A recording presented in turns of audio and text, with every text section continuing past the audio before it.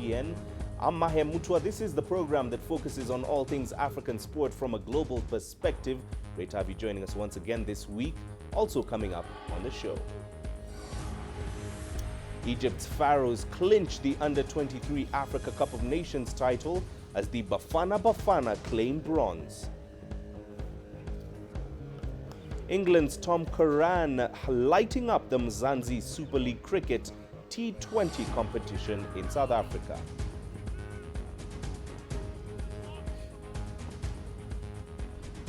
Welcome to the program. Now, the continuing removal of long-distance races from the World Athletics Diamond League roster has left athletics enthusiasts in Uganda unhappy. CGTN's Leon Senyange reports from Kampala. 2019 was a good year for Ronald Musagala.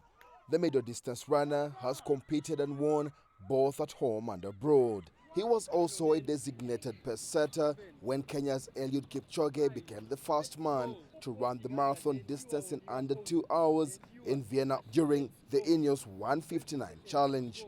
This season, my first achievement, I have to say time, because you see Musagala running, breaking 3 times national record. That's an achievement. But running in the 1500 meters of the Diamond League circuits was one of Musagala's biggest highlights. The much-prized competition is, however, facing some changes. A new format for 2020 will see the number of events brought down from 32 to 24. Musagala fears this could affect many athletes. You have majority long-distance runners. You find people are flying 10,000, 3,000, and 5,000. So finding all those races out from Diamond League is really not. It is not good, because you find Diamond League is where there is money. In the major revamp, discus throw, triple jump, and the 3,000 meters steeplechase were trimmed from next year's schedule. 11 Ugandan athletes took part in this year's Diamond League circuits, but almost half that number will not be running next year because of the changes. And it will not be Ugandan athletes alone. Many other African runners will be left out. We all know how steeplechase is an oatmeal to Kenyans. They've dominated this event year after year, world championship after world championship. It felt like Ezekiel Kembo only handed over the baton to Conseslus Kipruto over the distance. And I believe the removal of the steeplechase, yes, could be partly targeting African athletes. The changes have indeed caused some uproar among the world's top athletes. There are fears of a possible breakaway. And I think it's now down to the IF family that is composed of several other stakeholders in the sport that probably should now start up probably a parallel event like the Diamond League. We all know now most athletes to try and qualify for the 10,000 meters, they will try and go to Netherlands because there are events of that nature. For marathon, there are city marathons. When you look at sprints, probably there is going to be an event that will come up in the Americas, but does that favor African sprinters? Do they all have the money to go there? The glory of the Diamond League may have been taken away for some, but the World Athletics body hopes the new changes will spark more fun and engagement with athletics. Luckily for runners like Musagala, 2020 could be yet another year to shine. Leon Senyange, CGTN, Kampala, Uganda.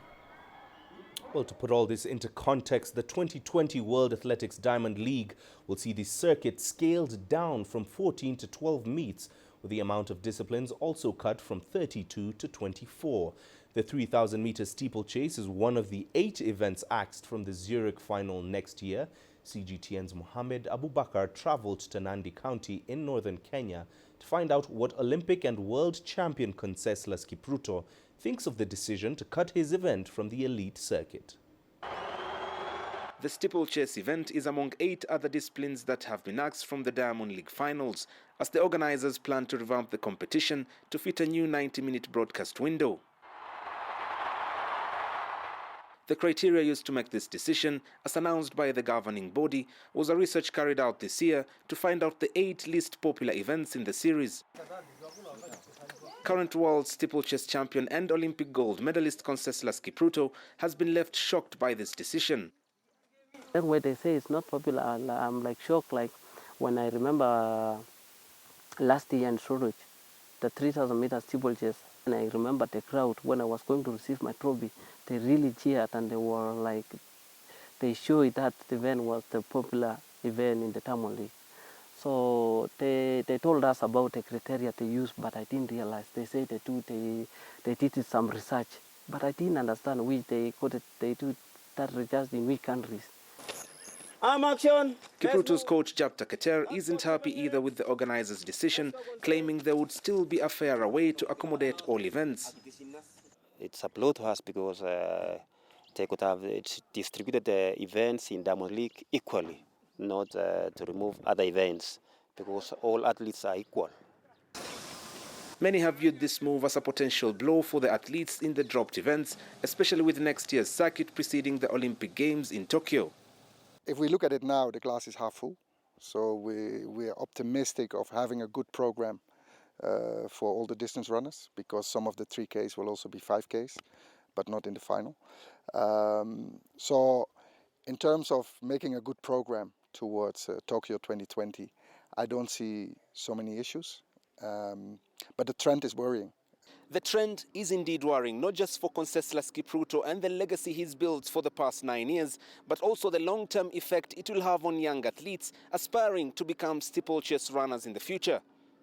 After school, I was expecting to run in 1500 after some few years, and then I will stay to steeplechase. But I see when they say steeplechase is no longer in Diamond, I see let me still be focusing my race 1500 meters. I've just run for 3 years for steeplechase. But now when things change, I don't change the rules that the steeplechase is not no longer. I've just changed my mind. But it has affected us a lot as athletes.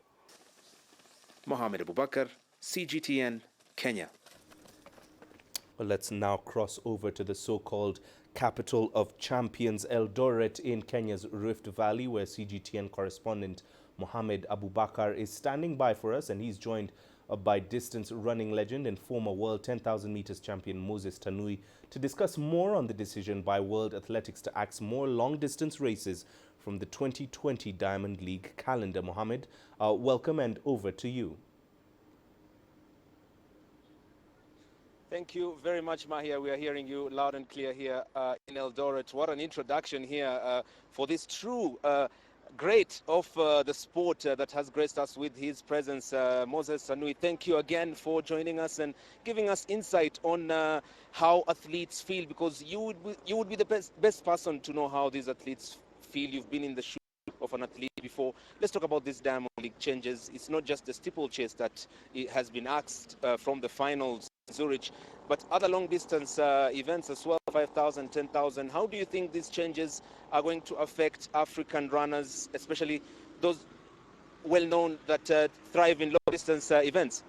Yeah, I want to take this opportunity to say that it is really embarrassing that they are removing Africa from athletics, because the sport, like the long distance, is for African athletes, and this may cause that African runners could not run, because like 10,000, 5,000, 3,000 steeplechase, this is an African event. So we feel that if they want, I know the events are Olympics and World Championship events, so they should make sure that everybody gets an opportunity.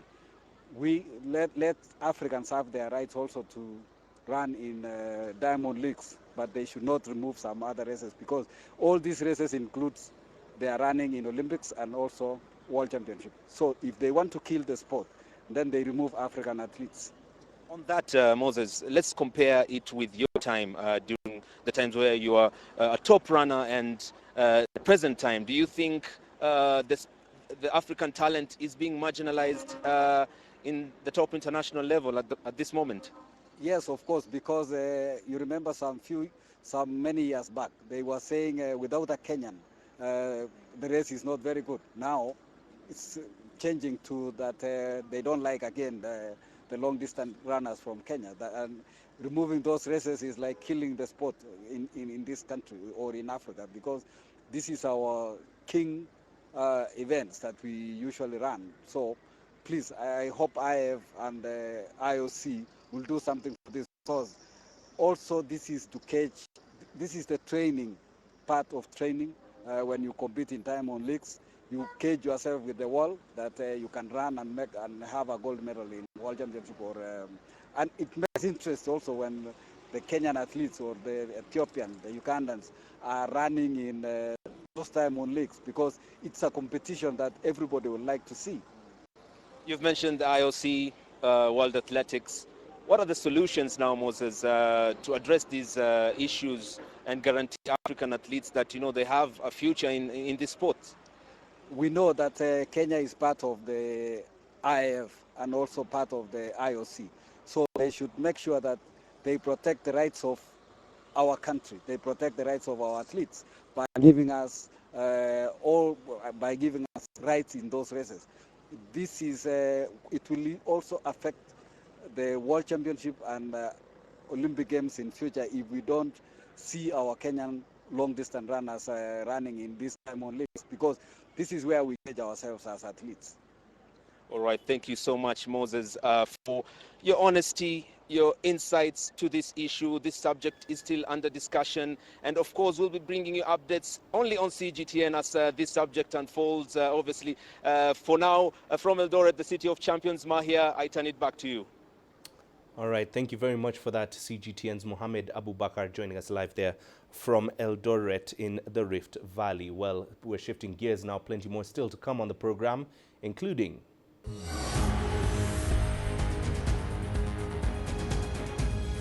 Egypt's Pharaohs clinched the Under-23 Africa Cup of Nations title as South Africa claimed bronze.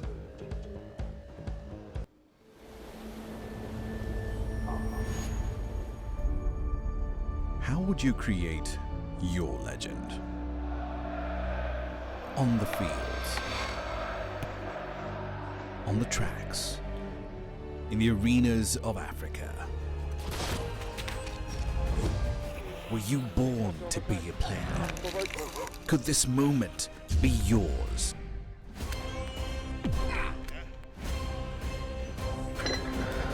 Sports Scene. Find your game.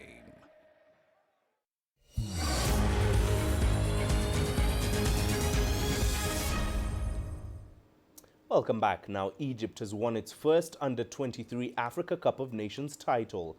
The Pharaohs lifted the trophy after prevailing 2-1 against Côte d'Ivoire after extra time during the final, as the host nation's players swept all individual awards.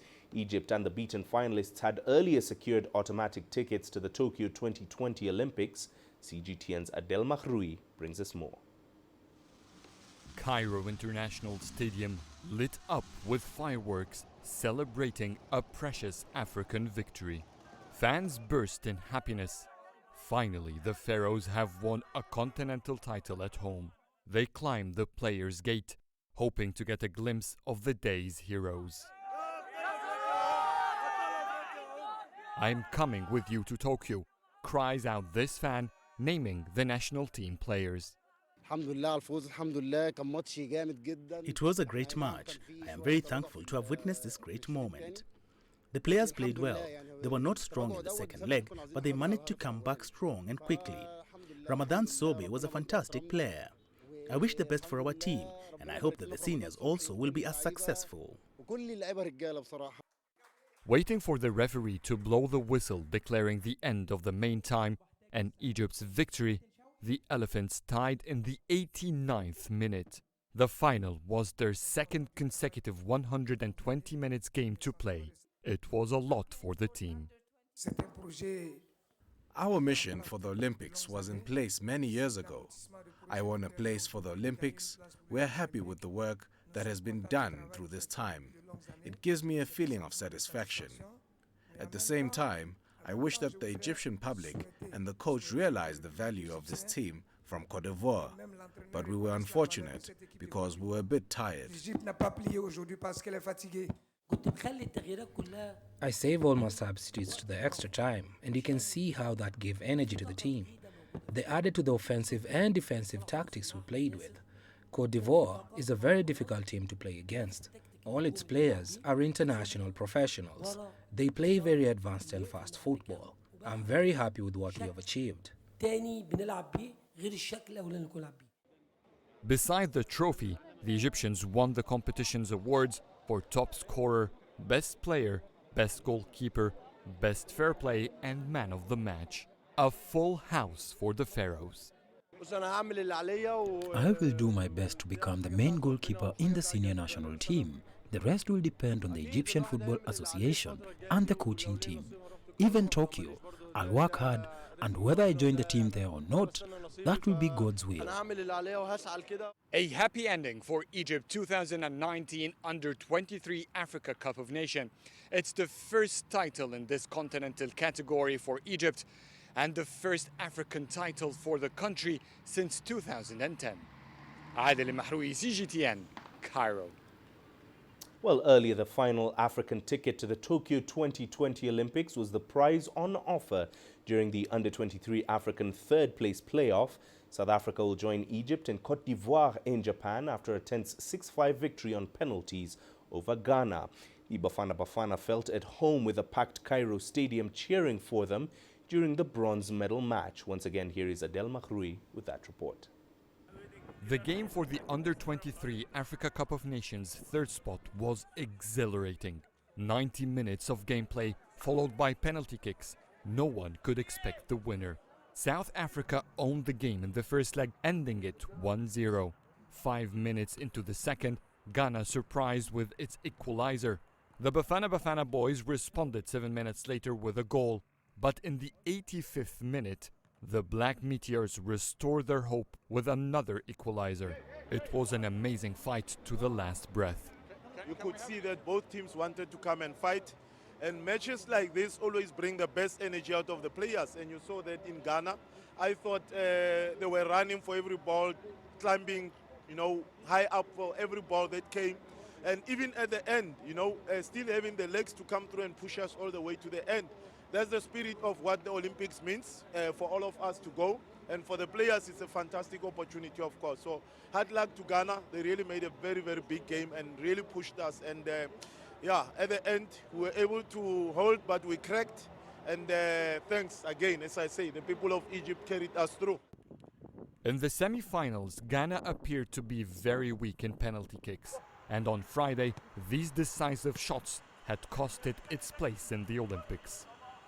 I think the problem we have in Ghana is the players are afraid to miss the penalty because of the insult that they will receive at home. So even before the player go to play the penalty, he have two different minds. It's very unfortunate, but it's happened. And I mean, this is not the first time, as you know. In this tournament, we have it twice. And we won one game and lost one in the 90th minute against Egypt. Yeah, I don't think we have anyone to blame than ourselves. I think it's difficult. It's difficult competition because we are all young, under 23, and you could see the energy is high. Like Ghana, for instance, we came with a new team because the team that we play in the qualification, nobody came. It was only me and some two guys. All the rest, they were playing Champions League, Europa League, so the club didn't allow them to come. So for me, today's game we played well. We were able to equalize today, but it's just unfortunate we couldn't win on penalties because penalties for everybody. For me, it's 50-50. To reach all this way, winning only one match, it was a good run for Ghana. Unfortunately, they have to go back home empty-handed. Adel Mahroui, CGTN, Cairo. Well, now, amputee football is a neglected sport in Nigeria. The country's team has struggled to get government funding as well as attract sponsorship. Players are facing tough times despite making it to the Amputee Football World Cup in Mexico last year and finishing runners-up during the 2019 Africa Cup of Nations in Angola last month. CGTN's Deji Badmus brings us the story. He's easily one of the most famous amputee footballers in Nigeria. Until just last month, Emmanuel Ibeauchi had been the captain of the national amputee football team. He's won several medals with the team also known as the Special Eagles and still hopes to win much more. But despite his achievements and having played the game for about 15 years, Ibeawuchi literally lives in poverty. I thought maybe being a sportsman, the way I see Okosha, I see Messi, I see other great players, you know, playing this football, making money, you know, helping society, helping people. I thought, okay, the way I do it, let me play this football so that I can be able to make money to help my family, help people, help the society, help my country. But at the end of the day, I traveled to play this competition, and when I come back, nothing is given to me. I remain zero the way I am again. He and his family of 4 are squatting with his parents-in-law in this run-down one-room apartment under very squalid condition in an impoverished neighborhood in Lagos. We don't have a house. We are all managing. Yeah, my wife, she do hairdressing, so but she don't have a shop. She just stay at home, trying to plait hair for people like school children, or maybe all those old women who want to plait their hair, Didi, or the kind. She just do it. It's time to head to work, and off he goes. When he's not on the pitch training with the amputee team, this is where you would find Ibeawuchi working as a bus conductor. Twice a week he does this to be able to raise money to feed his family, and he's been doing this for a number of years now. Sometimes I see 1,000 naira, sometimes 1,500, sometimes 2,000 naira. So that is where I just use it to help my family, because I don't want to beg. But there's a lot of people like this that are on the streets begging for money, but they can do something. So I don't want to beg for money. That is why I do the work and I get my own money to feed myself. Despite all the challenges, Ibeawuchi is still quite optimistic his breakthrough will still come in amputee football. When we talk about fitness in amputee football, I am strong and I'm fit, so I will not just let it just go like that. I will continue fighting and struggling until I make it. Deji Badmos, CGTN, Lagos, Nigeria. Well, moving away from football now, South Africa's Mzansi Super League, a T20 competition that sees some of the top cricket talent from all over the world showcase their skills for fans of the Rainbow Nation, is well underway. One such player is England international Tom Curran, who is turning out for the Tshwane Spartans. CGTN CS du Plessis brings us his story. Tom Curran is one of England's most exciting limited over prospects. Still only 24 and with a handful of games under his belt, the Englishman is hoping to learn what he can from playing with the likes of star batsman A.B. de Villiers and Proteas fast bowler Lungi Ngidi to improve his game and become an even better international cricketer. You're playing against the best in the world, developing your game, trying new things, learning from them, picking up what you can from the bowlers, batters, whatever it may be, and yeah, that's the one real exciting, positive and fun thing about playing franchise cricket. The 24-year-old World Cup winner has roots in Southern Africa. Born in Cape Town and educated at Hilton College in KwaZulu-Natal, he made his move abroad 7 years ago. Now, after tasting cricket in the Big Bash and Indian Premier League, he admits there's no keeping tricks up your sleeve, as everyone knows exactly what you bring to the contest. Nowadays, the amount you play against and with guys from around the world, I don't think there's anywhere to hide, really. Yeah, it's about executing, that's about it. I don't think there's much to hide from guys. You play so much now, there's so much footage. Curran, whose father played for Zimbabwe, is hoping to become a permanent member of the England limited overs teams and believes that if he keeps producing good performances, that he will cement his place. Yeah, well, hopefully, like I said, I can put in some performances first year with the Spartans, learn a bit about the ground here, looking forward to playing here for the first time, and yeah, go from there, see what happens. Tom Curran will use his time with the Tshwane Spartans as preparation for the much-anticipated England tour of South Africa in December, where he looks set to be a part of the T20 and ODI squads. Some of his teammates here he'll come up against, and will be hoping that what he's learnt here in Centurion he'll take into battle for what promises to be a blockbuster series. CS du Plessis, CGTN, Centurion. And finally, former Chelsea striker Didier Drogba has announced his candidacy for the presidency of the Côte d'Ivoire Football Federation. The Ivorian legend's bid is being dubbed the Ivorian Football Renaissance, as CGTN's Beryl Oro now reports. Throughout his professional career, Didier Drogba has delighted thousands of Côte d'Ivoire and Africa football fans. His candidacy for the top job of the Ivorian Football Federation, however, is a subject of controversy among the local football and wider community. Didier Drogba must be able to set up a football development program in Côte d'Ivoire. This is part of the specifications of the Ivorian Football Federation. He must find ways to develop football, not only in Abidjan, but throughout the country. It's a program that is vast, and you must have weighty arguments. You must have a means, and you must have men to do it. Does Didier Drogba have the whole team? I don't know. Therefore, it's difficult for me to say he's able to lead the Ivorian Football Federation. According to Ivorian football experts, the former Shanghai Shenhua striker still has some way to go. But for many of his fans, the Ivorian Football Federation needs a leader like Didier, and they strongly support their candidate in this project. Didier is rigorous and honest. When he starts something, he goes all the way. When he fights for the entire Ivorian nation. You saw this when he was captain of the national team. We saw the change, and it has enhanced the image of the elephants in Africa and around the world. And the IFF needs this rigor so that Côte d'Ivoire is more offensive in international competitions. The former Africa Footballer of the Year has already outlined his plan for football development in his country. I want to be the leader with you all so that we rethink football so as to have a national vision of our football and that together we develop it. Football is the opium of the people. Do you see all this youth that hangs in the streets? If football is well structured, if there is support with the education system, we can get these youth out of the streets and give them access to training. With this training, they will be able to become either referees, agents or sports directors. In a word, they will be able to evolve and grow, and that is my vision.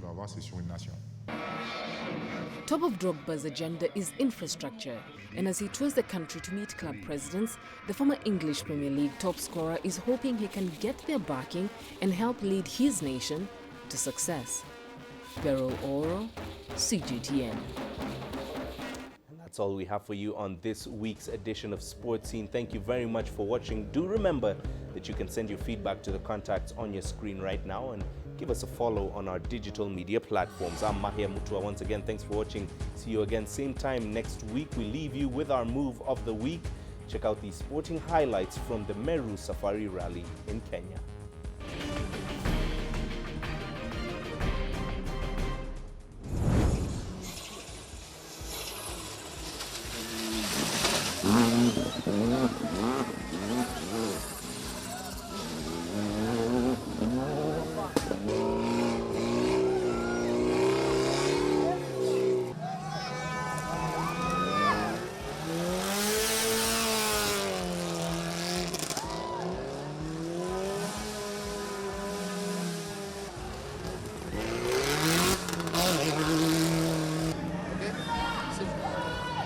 There's no forward.